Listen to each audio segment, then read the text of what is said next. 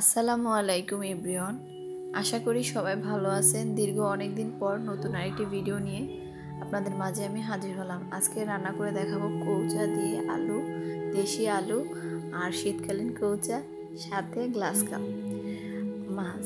আমি সচরাচর এটা খাই না, কিন্তু শীতকালীন আসলে আমি একটু একটু খাই। আমার শীতকালীন প্রত্যেকটা সবজি আমি চেষ্টা করি রান্না করার জন্য, খাওয়ার জন্য। এই যে দেখেন, আমি ভালো করে মাছগুলোকে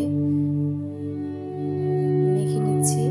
মেখে আমি অফ ক্যামেরায় 10 থেকে 15 মিনিট রেখে দিই। তাহলে হয় কি, ভিতরে মশলাটা যায়। আমি আবার উপরে যে মশলাটা যায় না, হলুদ মরিচ বা লবণ দিয়ে করলে ভিতরে কিন্তু ওরকম লাগে না, সাদা সাদা থাকে, টেস্টটা ওরকম পাওয়া যায় না। আর যদি আপনি মেখে রেখে দেন, তারপরে দেখেন এটার আমার স্বাদই অন্যরকম লাগে। এই যে আমি ফ্রাই প্যানে আগে ফ্রাই প্যান গরম করে নিয়েছি। এরপরে তেলগুলো দিয়ে দিলাম। তেল গরম হওয়ার পরে মাছ দিয়ে দিলাম।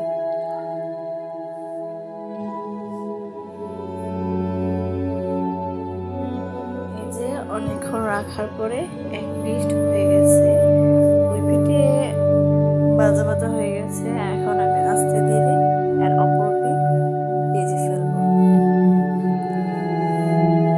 আমার চ্যানেলটি দয়া করে সবাই একটু সাবস্ক্রাইব করে দিবেন প্লিজ। আমার সাথে থাকবেন, একটু শেয়ার দিয়ে দিবেন, আমার পাশে থাকবেন। এই যে মাছ ভাজা কমপ্লিট, আমি মাছগুলো তুলে নিচ্ছি। আমি ইউটিউবে নতুন এসেছি, যার কারণে হয়তো অনেক কিছু ত্রুটি করি। প্লিজ ক্ষমা দৃষ্টিতে দেখবেন, আমার পাশে থাকবেন, আমাকে সাপোর্ট করবেন।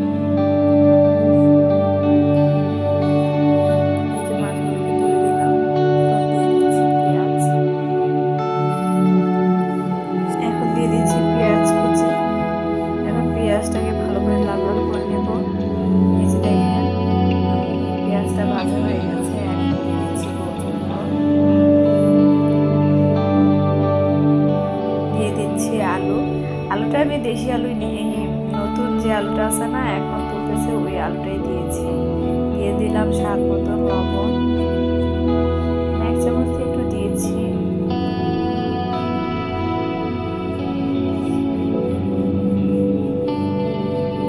মরিচের গুঁড়ো, কারণ এটা যেহেতু একটু মিষ্টি কুমড়োর মতোই, একটু মিষ্টি যার কারণে একটু ঝাল ঝাল হলে ভালো হয়। তাই দিয়ে দিলাম 2 চামচ মরিচের গুঁড়ো, দিয়ে দিচ্ছি হলুদের গুঁড়ো।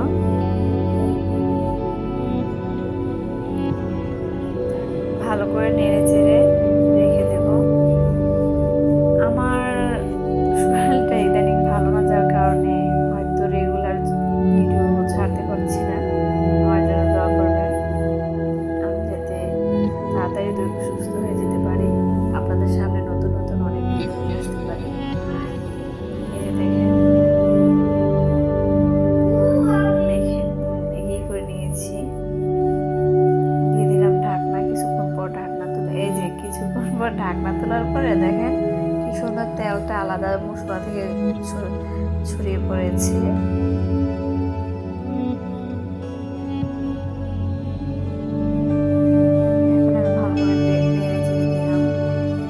মোটামুটি সিদ্ধ হয়ে গেছে আলু। এই যে দেখেন ভালো করে কষে গেছে, তেলটা ছেড়ে দিয়েছে, মশলাগুলো সিদ্ধ প্রায় শেষ। এখন আমি দিচ্ছি পানি। আমি একটু বেশি পানি দিয়েছি, কারণ এটা আরো একটু সিদ্ধ হবে, কারণ এটা তো কৌচা, এটা আঠালো আঠালো হয়, তো ঝোলটা একটু বেশি দিলে গ্রেভিটা ভালো হবে। দেখেন বরফ চলে আসছে।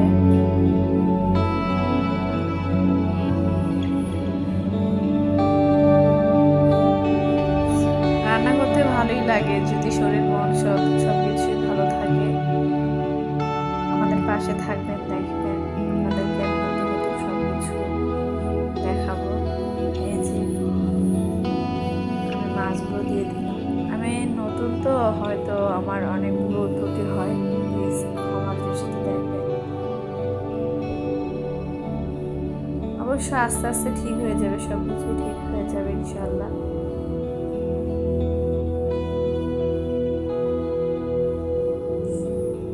এই যে প্রায় রান্না শেষ, এখন দিয়ে দিচ্ছি কাঁচা মরিচ, দিয়ে দিব ধনিয়া পাতা। এখন সিজনাল তো, যার কারণে একটু বেশি বেশি ধনিয়া পাতা দিচ্ছি। এই যে কমপ্লিট হয়ে গেল আমার রান্না। প্লিজ আবারও বলছি, আমার চ্যানেলটি একটু সাবস্ক্রাইব করে দিবেন, আমার পাশে থাকবেন, আপনাদের ভালোবাসা দিবেন।